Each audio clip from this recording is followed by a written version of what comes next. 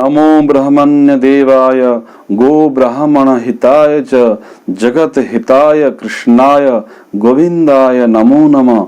वसुदेव सुतम देव कंस चाणूरमर्दनम देवकी परमानंदम कृष्ण वंदे जगत गुरु।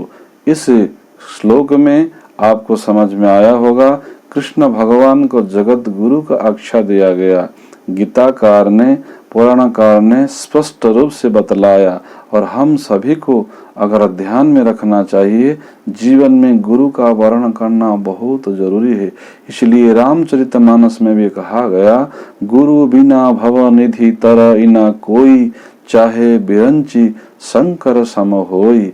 बिरंची अर्थात ब्रह्मा, ब्रह्मा जैसे व्यक्ति निर्माण करने की क्षमता हो और शंकर जैसे शिव, भगवान शिव युगारूढ़ पुरुष जो योग करने का, ध्यान करने का, तल्लीन होने का, सनातन रूप से स्थिर होने का अगर क्षमता भी हो, अगर गुरु का वर्ण नहीं किया तो गुरु का वर्ण करना चाहिए। इसीलिए इस श्लोक के माध्यम से बताया गया, वंदे कृष्ण जगत गुरु। भगवान कृष्ण को गुरु के रूप से स्वीकार कर सकते हैं। केवल धार्मिक दृष्टिकोण ही नहीं है। गीता को लोग समझते हैं कि गीता को पढ़ने के बाद, गीता सुनने के बाद व्यक्ति संन्यास हो जाएगा। गीता में ऐसी कोई बात नहीं लिखी गई कि व्यक्ति को संन्यास होने के लिए। गीता तो हमारा कर्म संहिता है। गीता क्या है, और आइए सुनते हैं। गीता के बारे में यह भी वर्णित है, सर्वोपनिषद गावो दुग्धा गोपाल नंदनम पार्थ वत्स सुधीर भोक्ता दुग्धम गीतामृत महत। अगर 108 उपनिषद को गाय मान लिया जाए, दोहने वाला भगवान कृष्ण है और बछड़ा अर्जुन है। अगर उसी को, बछड़ा को सबसे पहले तो मिलता ही है, बछड़ा के बाद जो प्राप्त होता साधारण सुधीर भोक्ता दुग्धम गीतामृत महत। सर्वोपनिषद गावो दुग्धा गोपाल नंदनम पार्थ वत्स सुधीर भोक्ता दुग्धम गीतामृत महत। यह गीता अमृत है।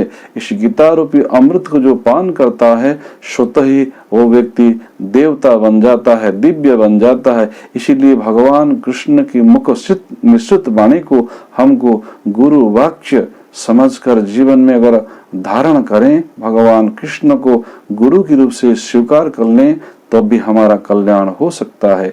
गीता का प्रथम नंबर श्लोक है, धर्म क्षेत्रे कुरुक्षेत्रे समवेता युजुत्सवः मामका पांडवाश्चैव किम कुर्वत संजय। और अंतिम श्लोक है, यत्र योगेश्वर कृष्ण यत्र पार्थ धनुर्धर तत्र श्री विजयर्भूति ध्रुवा नीतिर्मतिर्मम। प्रथम श्लोक का प्रथम 2 अक्षर धर्म, धर्म क्षेत्रे कुरुक्षेत्रे, और अंतिम श्लोक का लास्ट 2 अक्षर है नीतिर मतिर मम। भगवान कृष्ण ने कहा, धर्म मम, जो धर्म है, जो मेरा धर्म है, जो परमात्मा का धर्म है, इस गीता में समाहित है। इसलिए गीता धर्म वाणी है, धर्म संहिता है। और गीता को केवल पढ़ करके, सुन करके ही नहीं, गीता को जीवन में अगर धारण कर लिया जाए तो हर व्यक्ति का, हर मानव का, हर मनुष्य का कल्याण हो सकता है। और भगवान कृष्ण को गुरु के रूप से स्वीकार करने, निश्चित रूप से आपका कल्याण होगा। इसलिए भगवान कृष्ण ने भी यही कहा था कि सर्वधर्म परित्यज्य मामेकम शरणं व्रज।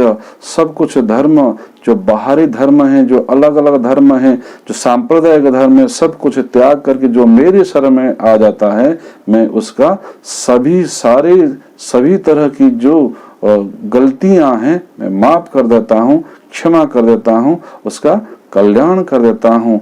वो स्वतः ही परमात्मा में विलीन हो जाता है।